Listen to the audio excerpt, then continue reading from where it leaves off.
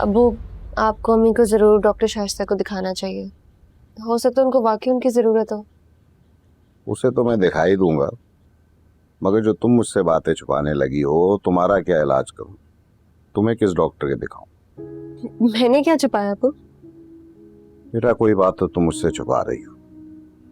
तुम्हारी आंखों में उतरती हुई उदासी को मैं अपने दिल में उतरता महसूस कर रहा हूं। अरबाज भी मुझे कुछ परेशान और उलझा सा दिखाई दे रहा है, और शाहीन बहन भी जैसे बात करते करते कहीं खो जाती। इस सब ने मुझे चौंका दिया है बेटा, इसीलिए मैंने आज का सारा दिन यहाँ गुजारने का फैसला किया। क्या बात है बेटा, मुझे सच सच बताओ, इस घर में क्या मसला चल रहा है? अब्बू, हमें इस घर से भी बेदखल किया जा रहा है। मालिक मकान ने घर खाली करने का नोटिस दे दिया। ये वाली देखो, बिल्कुल सेम लग रही है। नहीं, लेकिन आगे से थोड़ी सी डिफरेंट है। चलो, ये एक सेकेंड पीछे करो। ये क्या है हुमा? और करो भरोसा, लगा गया ना तुम्हें चूना। तुम मानो ना मानो, ये जिस तरह इसने पिक्चर्स पोस्ट की है ना, अब तक तुम्हारी गाड़ी बेच के खा गया होगा। नो, मैं अम्मी अब्बू को अब क्या जवाब दूंगी? क्या होगा? वही होगा जो मैंने तुम्हें बताया, वही करना पड़ेगा। हाँ, लेकिन इतना आसान थोड़ी है इतनी बड़ी रकम निकालना।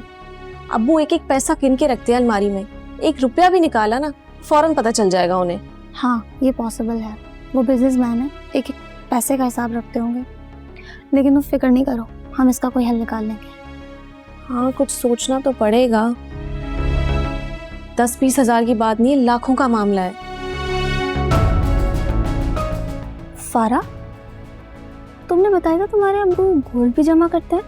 हाँ, गोल्ड तो बहुत है, जेवरात की शक्ल में, बिस्किट की शक्ल में। तो बस हो गया हमारा काम। तुम एक काम करना, छोटी मोटी चीज़ें जैसे रिंग, इयररिंग, इस तरह के आइटम्स निकाल लेना। इस तरह की चीज़ों पर उनका ध्यान भी ज़्यादा नहीं जाएगा। और हो सके तो 1-2 बिस्किट्स भी निकाल लेना, उससे ये है कि मार्केट में ज़रा अच्छे पैसे मिल जाएंगे। हाँ, वैसे अगर मैं कुछ चीज़ें निकाल लूँ उनको नहीं पता चलेगा, लेकिन बिस्किट का रिस्क नहीं ले सकती।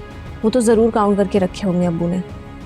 चलो ठीक है, जैसा तुम्हें ठीक लगे कर लेना।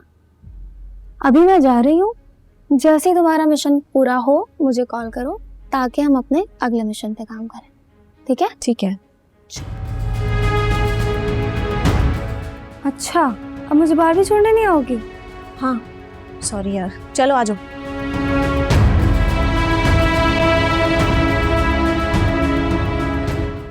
ये क्या कह रही हो तुम?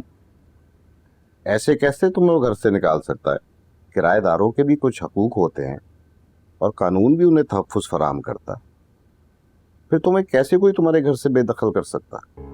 मालिक मकान का इतना कसूर नहीं है, ये कोई थर्ड पार्टी, और वो लोग बहुत ताकतवर हैं और उन्हें हर हाल में ये घर चाहिए, वो भी हमारे बिजनेस के साथ।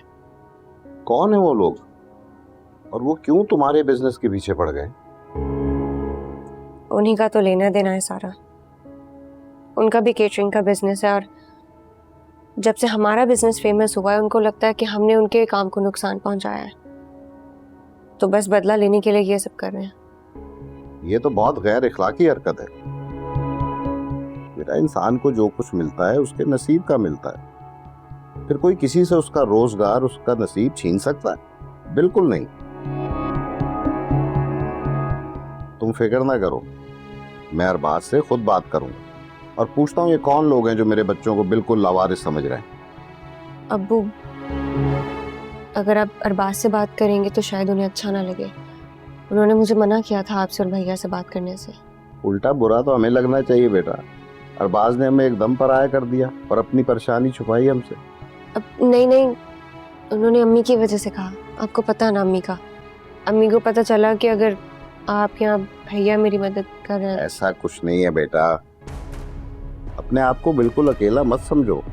मैं अरबाज से बात करूंगा और तुम्हारा बाप और भाई है ना तुम्हारी सपोर्ट के लिए।